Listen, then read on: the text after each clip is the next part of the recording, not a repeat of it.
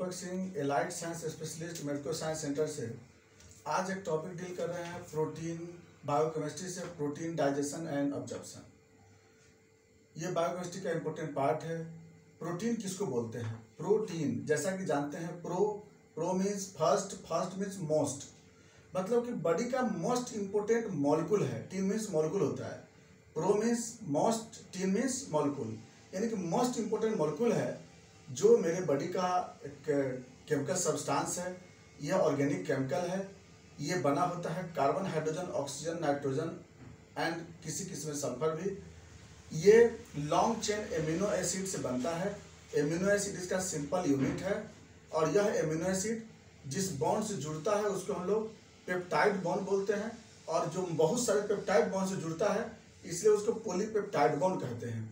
तो इसलिए इतना तो हम लोग जानते हैं हम लोग, क्योंकि हम लोग आज तो हम लोग डाइजेशन ऑब्जॉर्प्शन देखने वाले हैं। तो प्रोटीन के बारे में समझ गए हैं कि प्रोटीन एक लॉन्ग चेन एमिनो एसिड से बना होता है, और ये जो लॉन्ग चेन एमिनो एसिड होता है, यह एमिनो एसिड जब बनता है उस समय इस एमिनो एसिड के सीक्वेंस को जोड़ने का काम करता है राइबोसोम।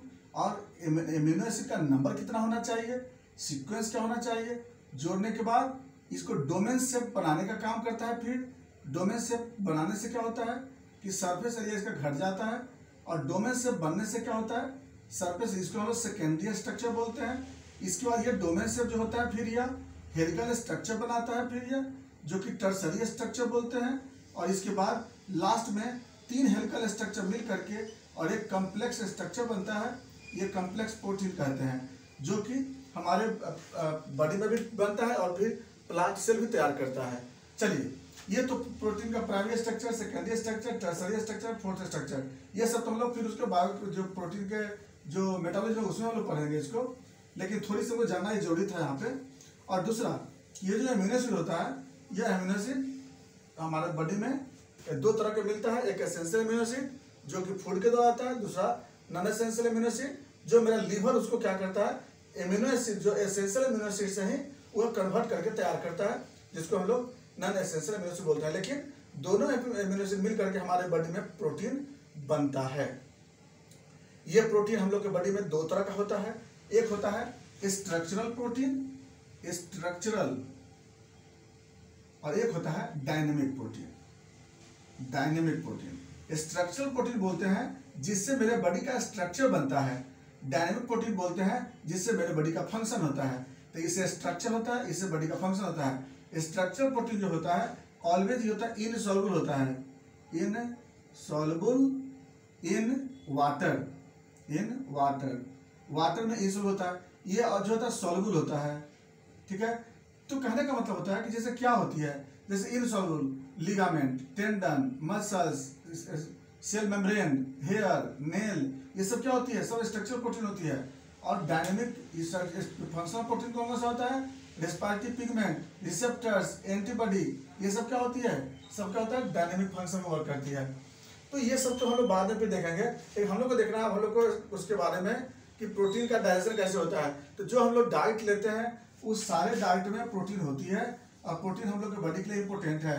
जब हम लोग बताए थे आपको कि डाइजेशन कैसे कैसे होती है, तो पूरा बताया था आपको कि डाइजेशन कार्बोहाइड्रेट में भी बताया था आपको कि 3 जगह डाइजेशन होती है, माउथ में, स्टमक में और डिओडनम में। तो 3 साइड में हम लोग बात करेंगे हम लोग। तो सबसे पहले हम लोग उसी ढंग से लिखना है, परीक्षा में भी लिखना होगा, समझना भी होगा। तो सबसे पहले क्या लिखते हैं हम लोग, इन माउथ, माउथ, माउथ में क्या करते हैं हम लोग, तो माउथ में किसी भी तरह का प्रोटीन का डाइजेस्टिव एंजाइम नहीं होता है। तो इसमें लिखना होगा no protein digestive enzyme present in mouth. तो उसमें लिखेंगे हम लोग क्या, no protein digestive present in mouth. तो माउथ में किसी भी तरह का प्रोटीन डाइजेस्टिव एंजाइम नहीं होता है। तो यहाँ पर कुछ नहीं लिखेंगे। सेकेंड हम लोग आते हैं बात, हम लोग लिखेंगे इन स्टमक। सेकेंड में आ जाएगा in stomach, in stomach. Stomach में क्या होता है कि यहाँ पर प्रोटीन डाइजेस्टिव एंजाइम है। अब कौन से प्रोटीन डाइजेस्टिव एंजाइम है इसके बारे में थोड़ा हमको देखना होगा कि प्रोटीन डाइजेस्टिव एंजाइम कौन कौन सा इसमें होता है। तो देखिए, इसमें एक एंजाइम्स होती है, मेन एक एंजाइम कौन सा है, पेप्सिनोजेन, और दूसरा है प्रोरेनिन। इसको कैसे देखना है थोड़ा सा देख लेते हैं। तो प्रोटीन का डाइजेशन जो होती है, कुछ डाइजेशन स्टमक में होता है। अभी कैसे देखते हैं, 1 मिनट देख लेते हैं हम लोग। सबसे पहली बात है कि हम लोग एक जो प्रोटीन लेते हैं, जो प्रोटीन खाते हैं वो कुक्ड प्रोटीन होता है। तो जो ईज होता है आपका कॉम्प्लेक्स फॉर्म में, जो बताया था आपको टर्शियरी, इसको बोलते हैं अनकुक्ड प्रोटीन। अनकुक्ड प्रोटीन, तो अनकुक्ड प्रोटीन जो होती है जब इसको कुक करते हैं, कुक करने पे क्या होती है, सिंपल हेलिकल फॉर्म में बन जाता है। ये हेलिकल फॉर्म हो जाता है। ये टर्शियरी स्ट्रक्चर बोलते हैं, टर्शियरी स्ट्रक्चर। ये होता है क्वाटरनरी स्ट्रक्चर। तो अब क्या होती है, यह अब हम जब इसको लेते हैं जब, तो स्टमक में कौन मिलता है, पेप्सिन। पेप्सिन, तो पेप्सिन तो रहता है इनएक्टिव फॉर्म में, रहता तो किस फॉर्म, एक्टिव सॉरी, तो ये पेप्सिन किस फॉर्म में रहता है, पहले पेप्सिनोजेन फॉर्म में।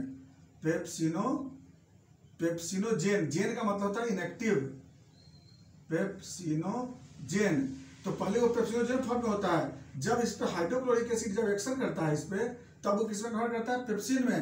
पेप्सिन क्या करता है कि इस टर्शरी स्ट्रक्चर वाले प्रोटीन को वो कन्वर्ट कर देता है, प्राइमरी स्ट्रक्चर में तोड़ देता है, या फिर प्रोटीएज में या पेप्टोन में। ये तोड़ता है किसमें, सेकेंडरी स्ट्रक्चर, सेकेंडरी में, या फिर प्राइमरी स्ट्रक्चर, या इसको बोलते हैं पेप्टोन, या बोलेंगे प्रोटीएज, प्रोटीएजेज। इस फॉर्म में तोड़ देता है, यानी कि secondary structure, primary structure, peptone and protease, किसी फॉर्म बोल सकते हैं। इस फॉर्म में पेप्सिन ने क्या किया, इसको तोड़ दिया। यानी बोलते हैं जैसे लकड़ी को चैला बोलते हैं ना, छोटा छोटा पार्ट में चैली बना देना, उस तरह से पेप्सिन ने क्या किया, इसको तोड़ दिया। एक तो यह होता है। दूसरा, अगर हम लोग दूसरा जो डाइजेशन जो अगर लेके चलेंगे अगर हम स्टमक में, तो एक और भी होता है जैसे मिल्क प्रोटीन। मिल्क प्रोटीन को बोलते हैं casein protein. Casein protein, casein protein को क्या करता है, रेनिन, इसको रेनिन का स्पेलिंग है RENNIN, जो कि एक रेनिन होता है, किडनी से निकलता है, उसका एक होता है, सिंगल होता है, उसका फंक्शन अलग होता है। तो ये रेनिन जो होता है ये किससे बना है, प्रोरेनिन से, प्रोरेनिन। तो प्रोरेनिन जो होता है इसको एक्टिव कौन करता है, HCl। तो जब हम लोग दूध लेते हैं तो HCl क्या करता है कि प्रोरेनिन को रेनिन में कन्वर्ट कर देता है, और उस कंडीशन में केजिन को किसमें कन्वर्ट कर देता है, पाराकेसिन में, पाराकेसिन में कन्वर्ट कर देता है। पाराकेसिन क्या करता है कि कैल्शियम से बाइंड करके और पाराकेसिनेट बन जाता है, कैल्शियम पाराकेसिनेट, कैल्शियम पाराकेसिनेट बन जाता है, याद रखिएगा। और कैल्शियम पाराकेसिनेट जो होता है ये पेप्सिन के द्वारा तोड़ दिया जाता है। पेप्सिन क्या करता है, इसको पेप्सिन इसको ब्रेक कर देता है। तो ब्रेक करेगा तो किसमें कन्वर्ट हो जाएगी, कैल्शियम अलग हो जाएगी, अब पेप्टोन प्लस प्रोटीएज, ये भी किसमें टूट जाएगी, प्रोटीएजेस में। यानी कि मिल्क प्रोटीन लेंगे तभी टूट जाएगी इसमें, और अगर सिंपल दूसरा प्रोटीन लेते हैं तभी टूट जाएगी पेप्टोन प्लस प्रोटीएज में, क्योंकि ये छोटी छोटी कन्वर्ट हो गया, या फिर डाइपेप्टाइड में टूट जाएगी।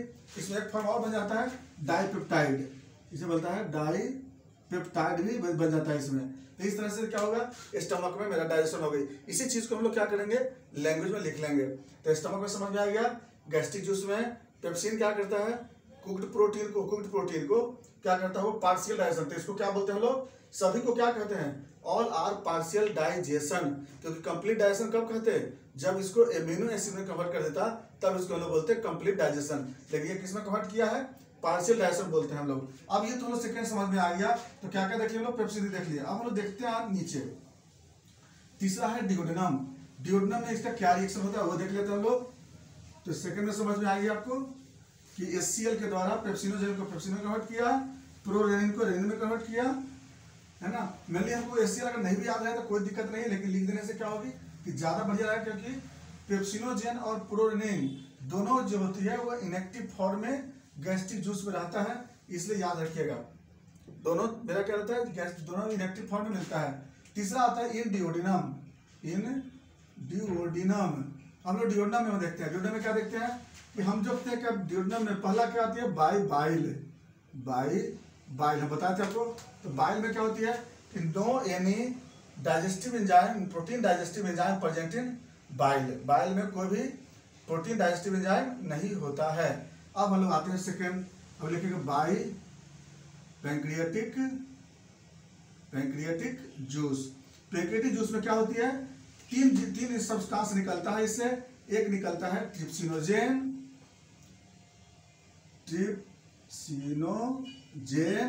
दूसरा काइमो ट्रिप्सिनोजेन, और तीसरा कार्बोक्सी पेप्टिडेज,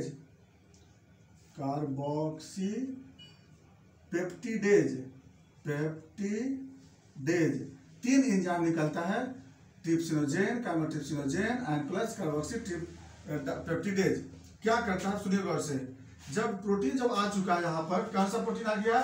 पेप्टोन आ चुका है, प्रोटीन आ चुका है यहाँ पर। आने के बाद अब क्या होता है कि ट्रिप्सिन का एक्शन होता है। लेकिन ट्रिप्सिन को एक्शन कौन करता है? पहले ट्रिप्सिन कहाँ से चेंज हुआ है? ट्रिप्सिनोजेन